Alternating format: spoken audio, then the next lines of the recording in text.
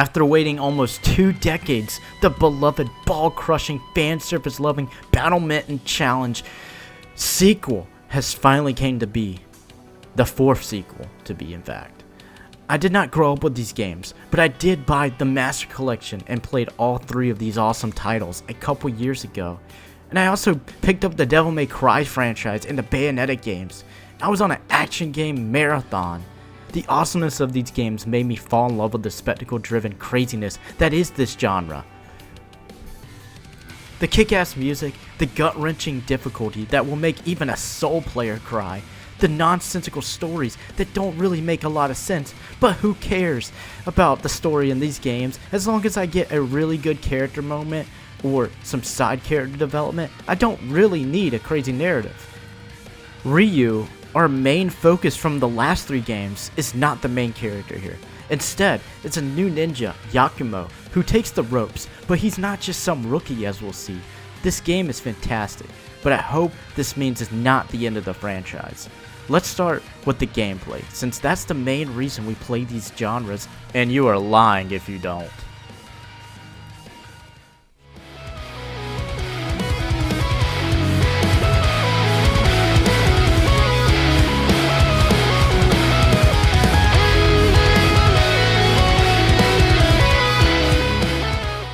Ninja Gaiden 4 brings the fun of those 2000s games back, while also forgetting a few of the elements that made exploring the levels fun.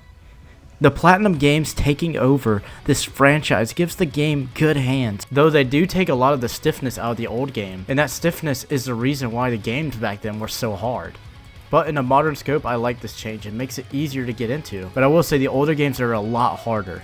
If you're bad at the game like me, the gameplay feels like buns, because you are constantly getting bit over from your dad dual-wielding belts, which you would think would be the bosses. But nah, your ass whooper is the actual regular enemies. Oh my god, what is happening?! Ninja Gaiden 4 feels much more butterly smooth with a lot more mechanics compared to the classics. I like this change, but I don't think it feels like Ninja Gaiden. If you've played them, then you'll see what I get at. This feels more akin to a Metal Gear Rising 2, with some Ninja Gaiden mechanics, even more comparisons later. Don't worry, we all know what you're thinking. Yakumo is our frontrunner, and he's got some fucking teeth with just enough edge to put Shadow the Hedgehog and Kaneki in their place. Or did they just do the fusion dance? Yakumo has this Bloodbind curse, which he uses to fuse his weapons into the coolest shit you've ever seen, like a power pole, or a giant hammer, or a sword into Sephiroth's big ol' sword. This is an action game, mixing your combos with light and heavy attacks, and switching weapons on the fly with the D-pad, taking a note from Devil May Cry rather than that stupid weapon wheel in the originals. Feels lightning speed fast. That's one thing about this combat. It's fast. You will be fighting enemies at light speed. By far one of the faster action games in my opinion. While the enemies can be a bit spongy, it's also you can style on them with some sick combo chains. The feeling of clearing a room without taking a single hit truly makes you feel like the most badass motherfucker on the planet. Undeniably rad. Using the Blood Curse to unlock the true potential of your weapons as basically a super heavy attack or an armor break of sorts most of the time. These are important to use on the bosses for unblockables. Speaking of the blood, if there's a game that encapsulates the title of Slayer's Raining Blood, this is definitely it. Something that the series strangely has been striving away from as of recent remakes of the franchise. Glad to see it back. Dodging can lead to a nanosecond of slow, but that's only to show how sick the dodge was. Nothing like Witch Time and slowing down your opponents or anything. The use of parries is an elephant in the room for some people. I, however, love it.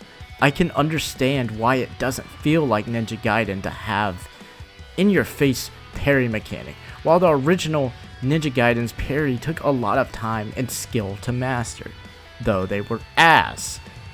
But there's not just one parry, there's basically 3. They just aren't called parries, per se. However, you don't need the parry to beat the game, but it is highly encouraged. Enemies are aggressive, especially on higher difficulties, so you better practice your air combos. Because unlike many other action games, these enemies break the fourth wall, literally. And what I mean is, you don't always see what's hitting you, which can be frustrating for some. You will get punished fast if you don't keep moving, but switching enemy locks and focus is very responsive. The enemy variety is definitely there, while me only hating one, and it's these fucking lamps that were just in the way, as well as these machines that spew purple nurple slime. Take your time and learn some of the combos given in the move list. They will help a lot, as well as doing good in an enemy encounter can determine your karma and currency to unlock new moves for Yakumo. Notice how I said only Yakumo. My personal favorites are the pole dance whip out your cock ability and the different counters and parries you can incorporate. Damn, I can't get over how amazing this combat is, but is it too clean? In my opinion, no. But some disagree, and I think the hardness of the tight controls of the originals is what made it Ninja Gaiden. While yes and no. The games felt great for the time, but controls like that just don't feel good on modern hardware anymore. Especially that fucking camera. Hold up, they did it? Ninja Gaiden 4 has a camera that is literally a godsend. You can adjust it to your liking so that you don't give Yakumo a colonoscopy and AIDS. Don't forget that this is a ninja game. Well, how about the parkour? To that, I say it's cool, and it's pretty good. And you can transform the technology your crew gives you into a glider, a surfboard, and a well, you don't need technology to put on surf shoes, do you? I like these moments. They are fun for all action games, but there's a reason you don't do it this often. Flying on a glider, dodging the occasional obstacle is fun when you aren't doing it every single level. Well, almost. Grinding is a lot of fun when you're not painfully slow, and it drags also in almost every level. The surfing is the one I like the most because it's pretty fast and you need to be responsive as well. It's only in a handful of levels. These problems lead to some levels being paced terribly. Like, you will probably be grinding for about 1 or 2 minutes sometimes. And I personally don't want to do that. Like, being in a dark, muddy forest for what feels like 4 fucking hours, but it's not. I just suck and die a lot. While some areas can last 20 minutes, it seems like a lot of asset use to me, which is fine, but I really hated being in a fucking forest for 2.5 hours if I didn't die a lot. The level design is solid, I guess, but I do wish the levels had more exploration. There's not a lot of it, unless you just want items that you can buy in the shop, and very rarely get a Life of God's equivalent to increase your health. Like, what happened to exploring and finding a cool costume, or maybe some equipment to help you out, which is in this game, but it's very scarcely dispersed in like a handful of chests in the entire game. There's these awesome challenge gates in every level though that are usually decently hidden, which I loved finding those, but that's it. Not much equipment, no costumes, no secrets, no nothing. You're gonna fight and auto swing with your grapples, and you're gonna like it. So it's really linear with an occasional offbeat path to go do a mission, which is just fight another horde of enemies, or pick up a piece of paper that Ryu wiped his ass with. Oh yeah, there's missions. They can be a hit or miss, while some are fun, hard encounters. A lot are literally what I just said, just fight the same group of enemies and the reward sucks. Usually it's ninja coin, but occasionally you'll get equipment that can definitely help, but that's when you pick and choose which missions are worth it. I never seeked out to do these missions because they aren't that interesting, but I did almost 50% of them by complete accident or when I felt like being just a little zany or, you know, to the midbrain. So the combat is the greatest thing in the game. Well, lucky you, this is an action game, so as long as the combat is good, it's an 8 out of 10 game. I don't mean this sarcastically, I mean it. The combat is so good, the terrible fate that was the fact that Ninja Gaiden bosses existed was actually fixed. Most of the bosses are spectacular, while having more humanoid and actually fun mechanics, unlike a worm spitting rocks at you in Ninja Gaiden 1. The bosses are truly a piece of work, with many of them really gripping the foreskin just above the taint and inching a fort towards your tongue. These fights are hard, and that is to be said for the first boss of the game. He will whoop your ass into shape, into overcoming the boss's weaknesses, with a absolute banger of an OST to whoop you with. I've never felt more honored while a pile of blood is rushing to my head and my limbs are making too many right angles that starts to look like a Buddhist symbolism. Wow, that was pretty bad. There's one boss that really had me early on a stupid gimmick, and it was boring. But every boss besides that really put a smile on my face. They were incredibly fun. I will literally say that some of these bosses are actually peak action game bosses, and I will talk about them later when we get into spoilers. Now that's enough about the game specific gameplay, but now let's talk about how they massacred my boy. This is not a spoiler, this was in the trailers. Ryu is sidelined heavily in this game, and if this is his send-off, I am pissed, because unlike Yakumo, he has one weapon and missing a shit ton of elements from the old games. He feels like the bones of Yakumo, while he does have the gleam form with his dragon sword that is at least a little different and has some really cool attacks, but not a lot.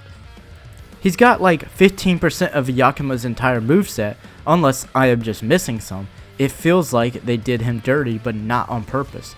Almost like his gameplay wasn't finished and they had to rush it. Feels exactly like DMC4, but this time we don't even get cool alternate weapons for Ryu to use like Dante did in that game.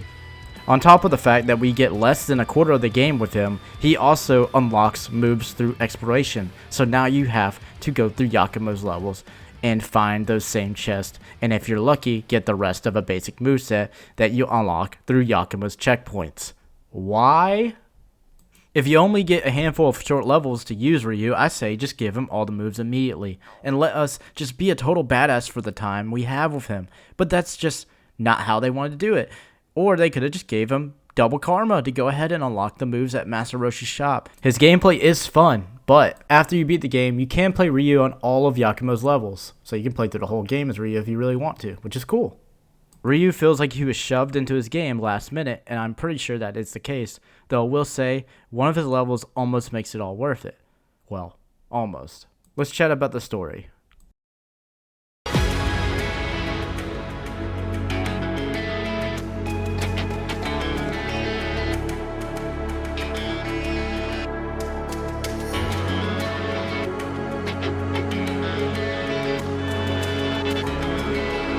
The narrative is at its weakest here. While most action games don't have good stories, Ninja Gaiden has a few good character moments. There's like one here. Set in a gloomy dark cyberpunk Tokyo, just like Ninja Gaiden 2, which people forget had flying cars and was cyberpunk as well. We start off as Yakumo, our edgelord replacement for Ryu. He's not a bad character, but he can really be bland and cringe sometimes. But I'm just a sucker for goofy, entertaining characters like Dante, Sonic, and Goku.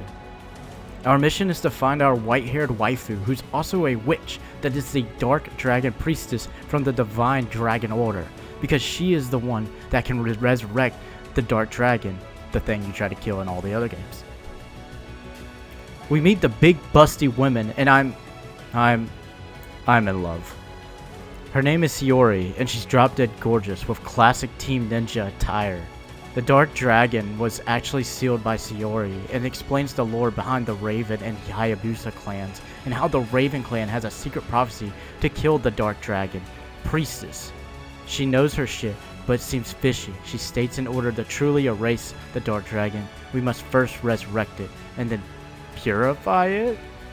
This seems like complete bullshit to me, especially considering the position she's in, but Yakumo believes her immediately and tells his team that he's going to resurrect the dragon. This is one of the moments that makes no sense to me. Everyone just trusts her immediately after they are just like, why the hell would you do that? She literally seems more sus than me when I am playing Among Us with a lie detector shock collar.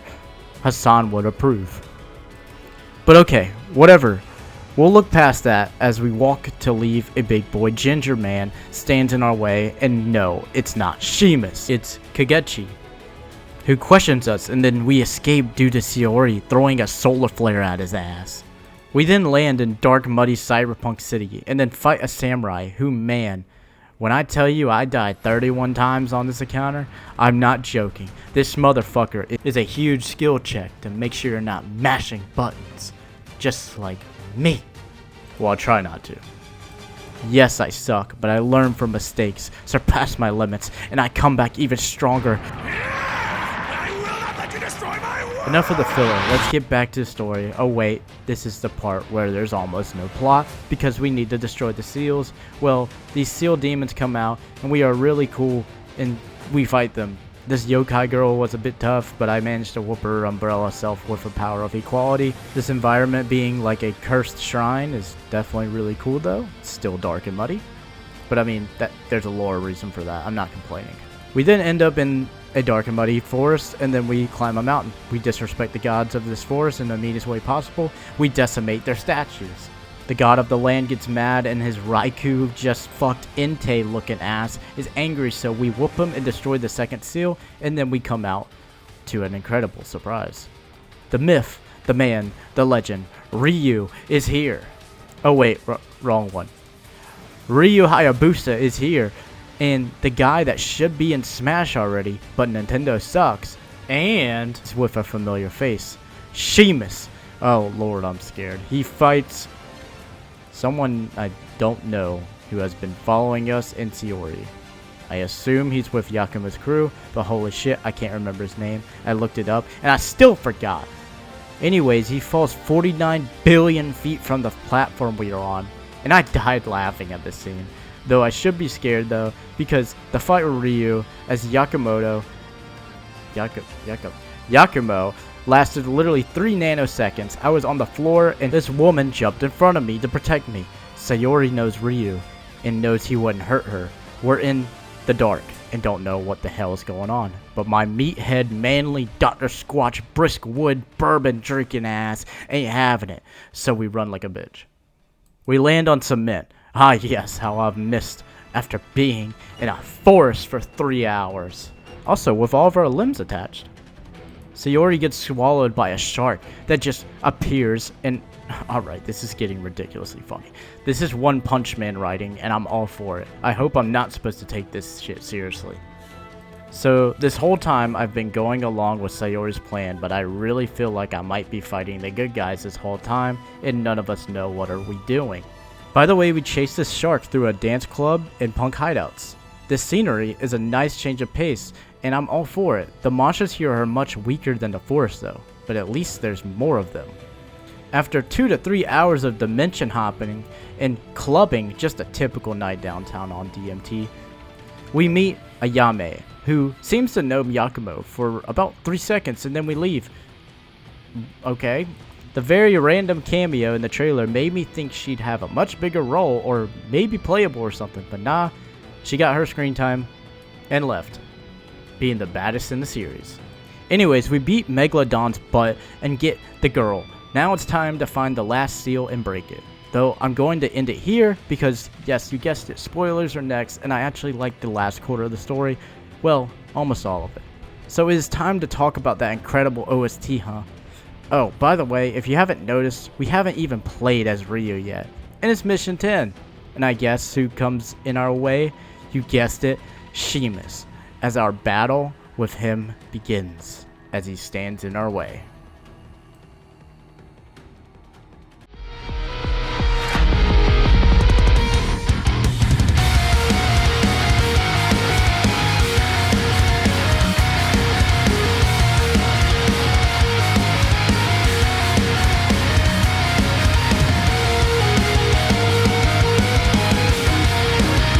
The OST blew me away, well, at least on its boss battles, which are super bangers. The game has pretty standard level music with a few tracks that stand out, with some mix of funk, which I definitely wasn't expecting. However, where it really shines is the vocal tracks that are literally metalcore, just like you guessed it, Metal Gear Rising and Sonic Frontiers. And if you know anything about me recently, I've been really into metalcore, and it's become one of my favorite genres to listen to. And it's just incredible. The djent guitar playing, no, that's not a genre. the melodic vocals accompanied by the rawest instrument sounds you can hear, man. This is the type of screw loose music I love. The vocalist for these tracks is none other than Victor Borba, an absolute legend who worked on secondary vocals for Virgil's Bury the Light and the epic mains on Renoir's Une va Tamir. I don't know how to say that fucking word. From Clair Obscure.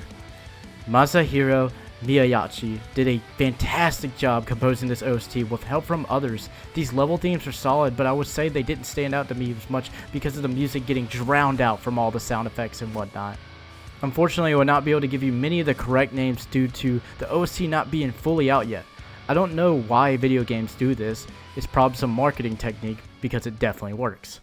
The introduction right into the track with the EDM and lead guitar riff just drops so much steez on the battlefield as we fight our toughest opponent, and I tell you, he doesn't fucking play. When I heard this track in the boss, I stood up out of my chair and I banged my head so hard you'd think my head was made of metal. My jaw was through the floor when I heard those lyrics in the second half of the boss fight. Victor's voice is so soothing, and Trevor's part just sends shivers down my spine. Absolutely banger first boss intro to get people into the game. I feel like I can do anything when I listen to this theme. Well, except beat this boss on the first try. The lyrics are just pure badassery. While maybe corny, I fucking love it. It gives me a darker edge than the corniest of the Sonic OSTs. I love Sonic music so much. I do think it's very cheesy though.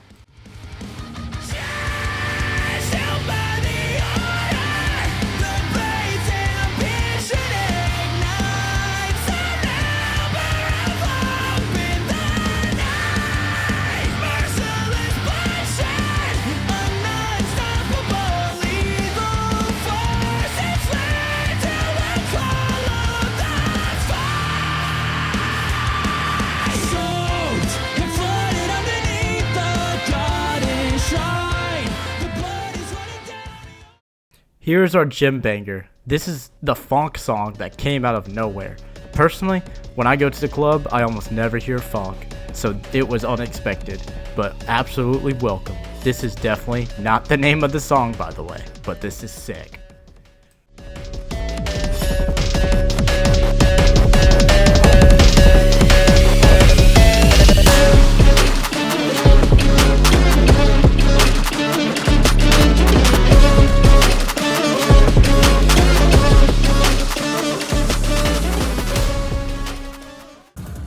This track is a nice blend of trap, guitar riffs, and some really soothing violin, giving you a haunting chase through the sewers and club that turns into an explosion of instruments and synths to the very ending.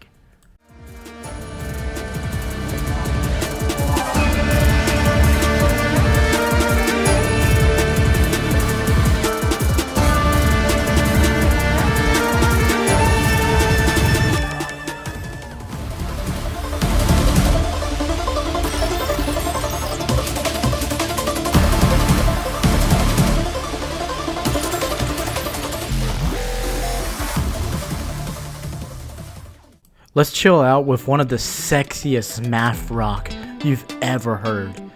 You'd think Ichikanita was on the strings with a smooth drum groove going on. This song is an epitome of damn, let's chill, but still get lit. It's got a lot of layers to really make this a standout track for only just a minute loop.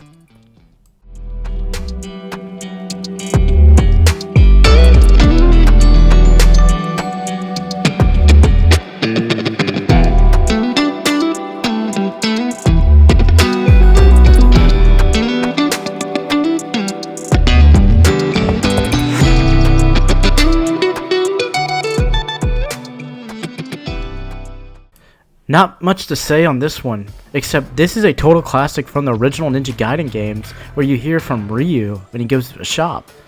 It's simple, but sounds like a bunch of buddies chilling on the couch after drinking a few beers and they just start jamming on their instruments. It's straight groovy as hell. The bass is definitely the shine here though.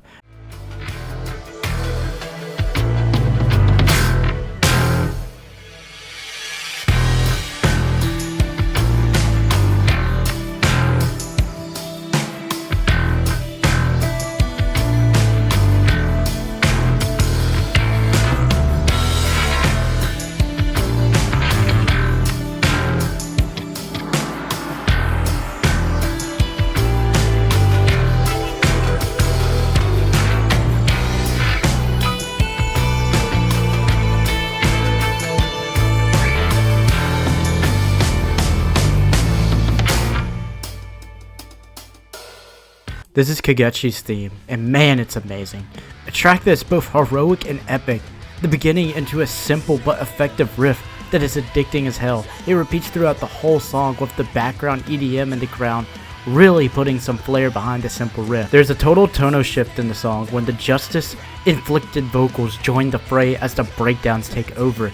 The ending of the vocals really goes hard and spreading its anger that he has as we fight in this attempt to take down Yakumo.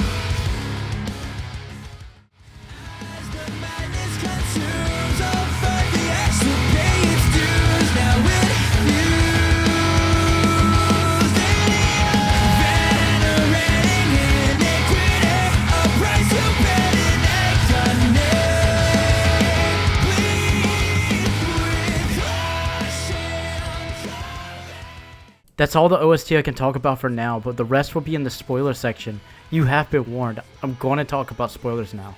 So you have been warned, alright? Skip here to avoid spoilers.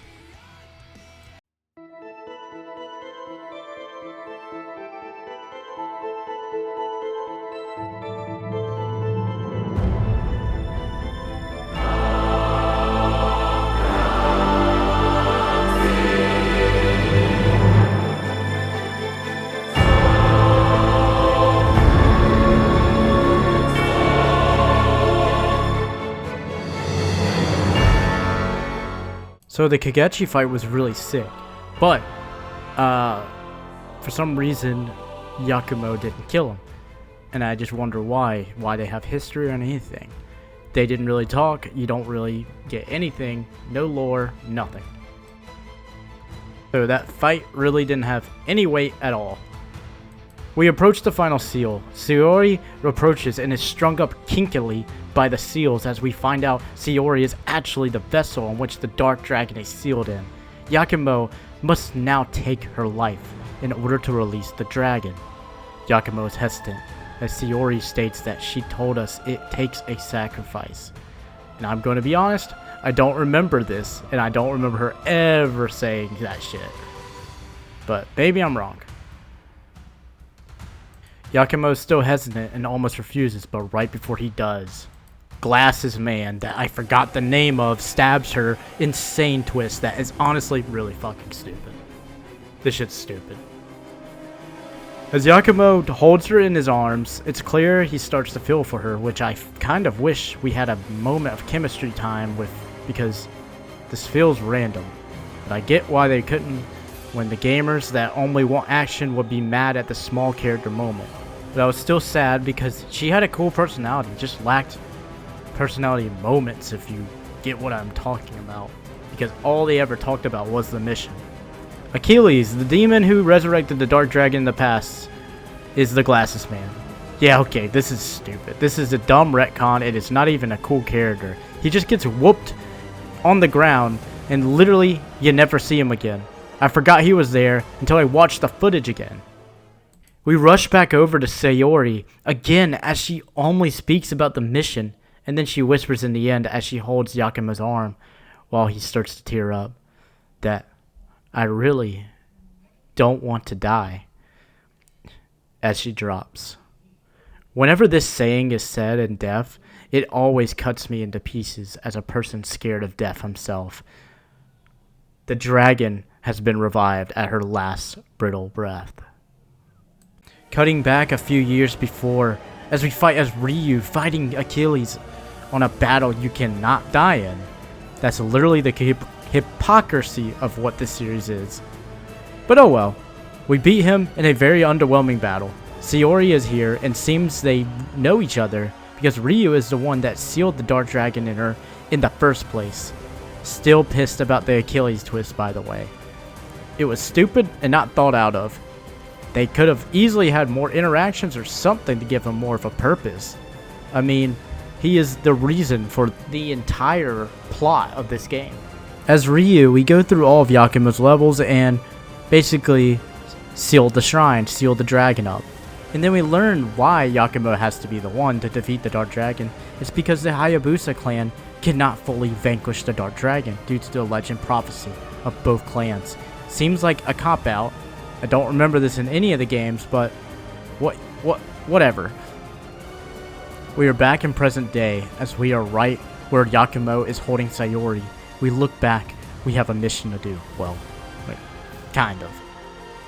The final chapter for Ryu. This level alone almost makes the mid-ass levels that Ryu was given worth it. However, this level is way too short, but the OST is absolutely incredible.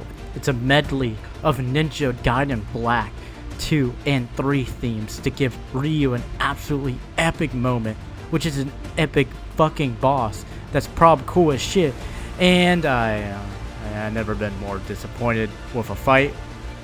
Some stupid ass mini ad boss that is way too easy, but damn, this track is so good. It almost doesn't matter.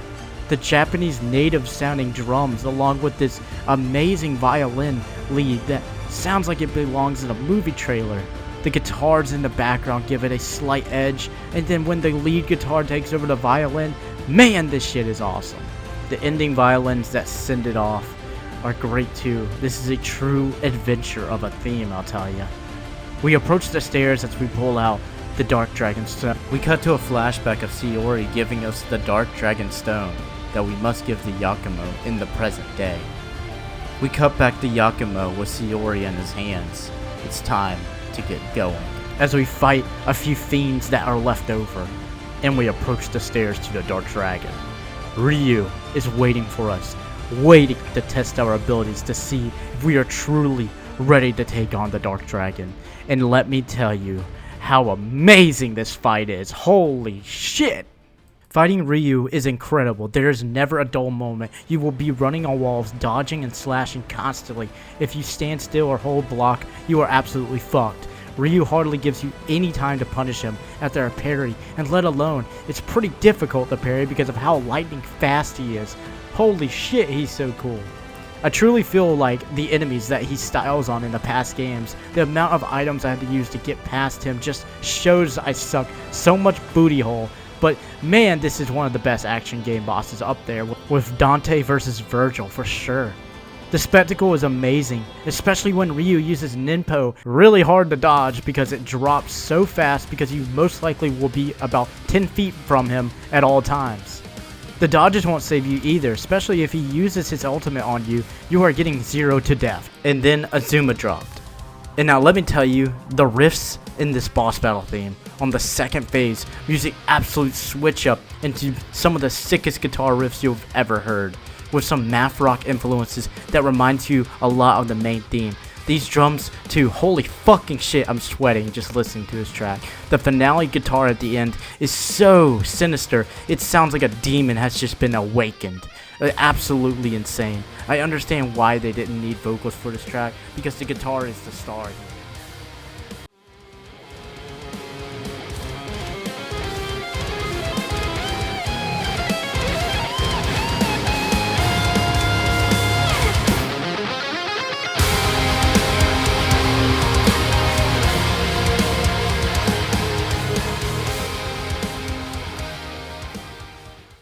Finally teach the Super Ninja a lesson. Inches away from ending him. It's time to go. We have a dragon to purify. Ryu hands us the stone, and we are on our way. We have a new weapon in our arsenal, and holy shit, this is sad. It's just a reskin of Ryu's Dragon Sword moveset. Yeah, I didn't even use it after seeing that.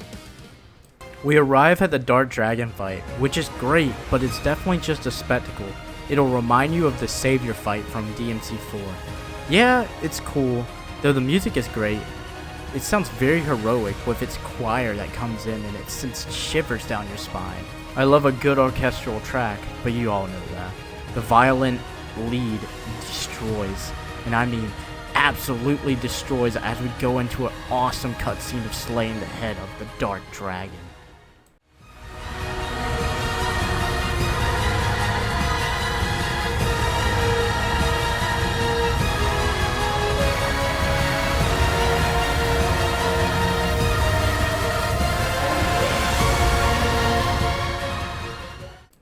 As the decay and smoke subside, it's not the end.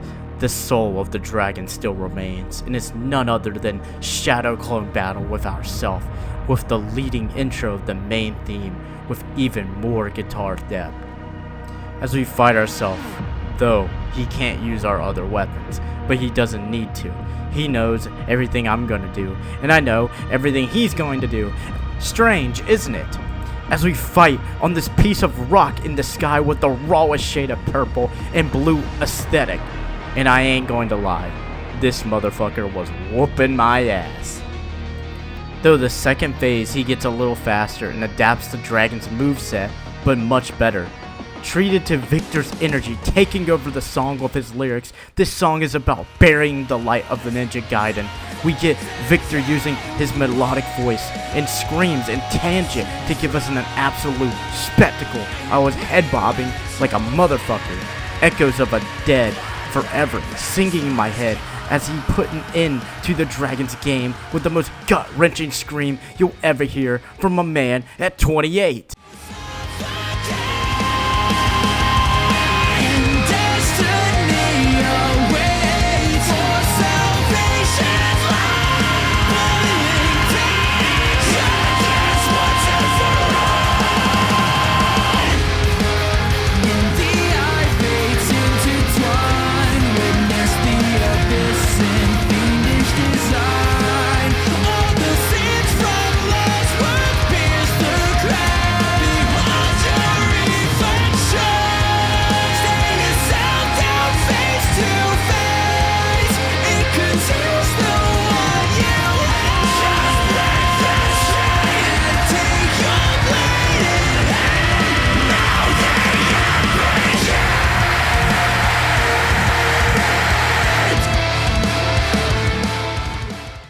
As we cut the ending a little after all the events, we decide the best way to deal with the cope of death of someone close to us, that we need to parkour and whoop ass.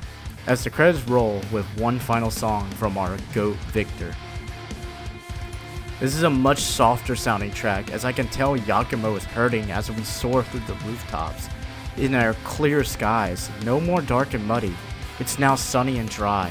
Unfortunate that Shiori was unable to see this, and we aren't shown to have a funeral for her, which I think would have wrapped up her arc really nicely.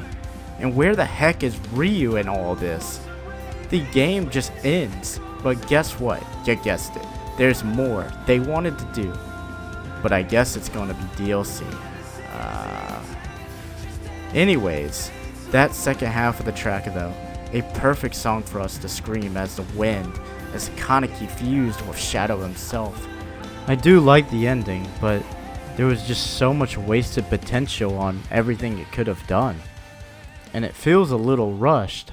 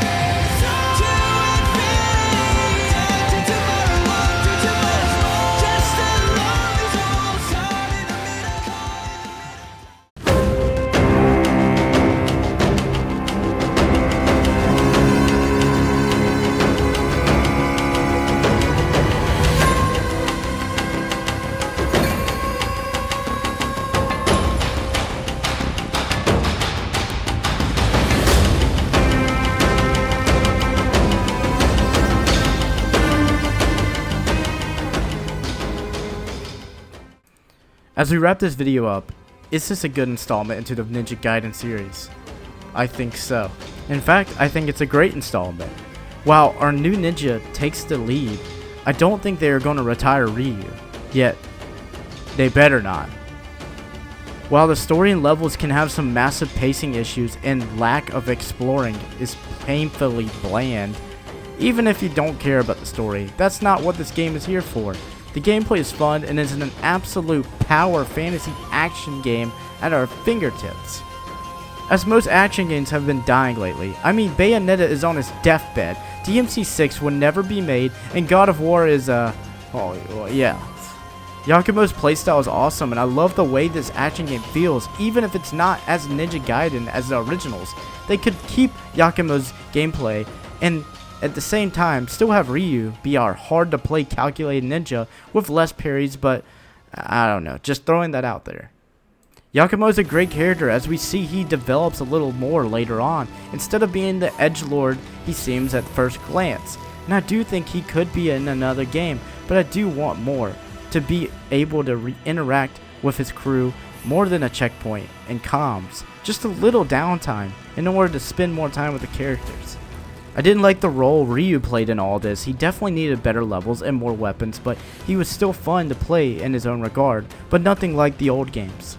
I can't praise the OST enough for the pure rawness it brought to the fights, the absolute epicness you would get only from a Sonic boss fight or Metal Gear Rising, and Virgil's boss theme. I hope they continue to use this sound going forward with a mix of old Ninja Gaiden OST that oozed Xbox Duke energy. This is a great game, though I picked it up for $50 due to Black Friday. $70 is a little too much for some people, but all action games are going to be that price point, just like every genre now. But I really did enjoy this game a lot, despite the shortcomings and missed potential. But yeah, that's all I gotta say.